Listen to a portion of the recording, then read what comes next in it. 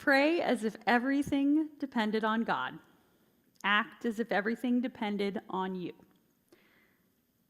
These words can be found in Mishkan Tefillah, the Reform Movement's prayer book, on page 165, but their true origin is more obscure. The editors of Mishkan Tefillah attribute them to Rabbi Ferdinand Isserman, a Reform rabbi in the early 20th century. But if you ask Rav Google who said or wrote these words, you find that many people cite St. Ignatius, the 16th century Italian priest who founded the Jesuit order, or St. Augustine, the great North African theologian of the 4th century. We'll probably never know its true source. What is clear is that the saying is timeless. It is just as likely that it was coined in the 4th century as in the 20th. So let's think about why this saying has such staying power and why the editors of the Reformed Prayer Book decided to include it.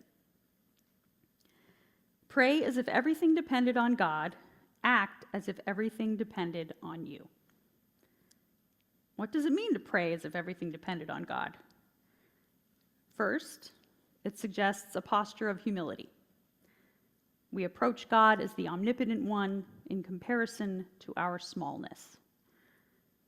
At the beginning of the Amidah, the central prayer of our liturgy, it's customary to take 3 steps forward and bow. The image is that we are entering into God's throne room to approach the sovereign. In prayer, we throw ourselves at God's feet, so to speak, whether in gratitude or penitence or petition. Humility is an essential trait for those who seek a relationship with the divine. After all, the first step in having a relationship with God is acknowledging that we ourselves are not God.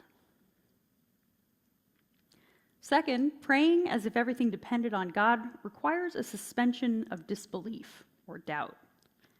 As if is the operative phrase. Judaism doesn't require an absolute certainty about the existence or nature of God. You don't have to know that God is omnipotent or that God intervenes in the world or even that God exists. Prayer isn't the time for scientific study or critical thinking. It is the time to set aside our skepticism and cynicism, and maybe even our rational thinking, to make space for other things: imagination, emotion, connection, pure presence.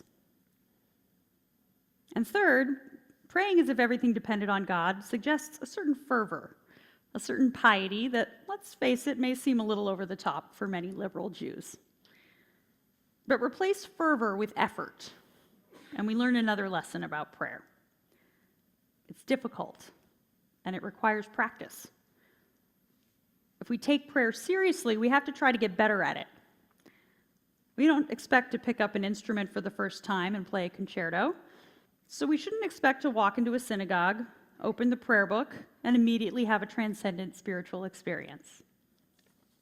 So if you do, I want to hear about it.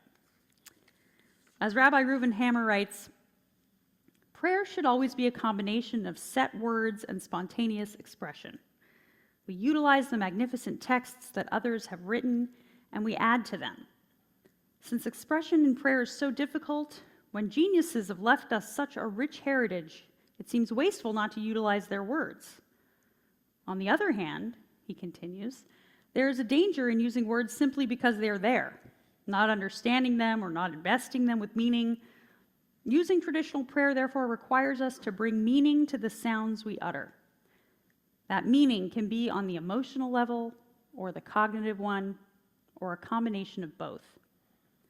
The more we understand the words and what lies behind them, the greater the opportunity to use them well. Pray as if everything depended on God. Pray with humility. Pray with an open mind and heart. Pray with effort and intention. And once our prayers have been said and we walk out into the world, then we act as if everything depended on us. This is not a negation of the first half of the saying. Acting as if everything depends on us doesn't mean that we're meant to spend all this time recognizing and connecting with a higher power when we're in synagogue and then forget all about that as soon as we cross the threshold into the world. It does mean that we should be clear about our expectations for God and for our prayers. If we pray to God for peace on earth, for example, and then consider our jobs done and do nothing to pursue peace ourselves, we're most likely going to be disappointed. There's a well-known midrash about Moses and the Israelites at the Red Sea. Moses is standing at the water's edge, praying fervently to God for salvation. The Holy One, blessed be He, said to him, "My beloved ones are drowning in the sea, and you prolong your prayer to me?" Moses said, "Master of the universe, but what can I do?" God said to him, "Speak to the children of Israel, that they go forward, and you lift up your rod and stretch out your hand." Even Moses' prayer isn't sufficient to bring about salvation. Only action, marching forward, makes freedom possible. Acting as if everything depended on us requires a sense of personal responsibility. None of us is allowed to pass the buck or think that's not my problem. If everything depends on us, it's always our problem. That's a pretty heavy burden, one that not many of us have the capacity to carry for very long. Fortunately, we can read our saying in the plural. Act as if everything depended on you, all of you.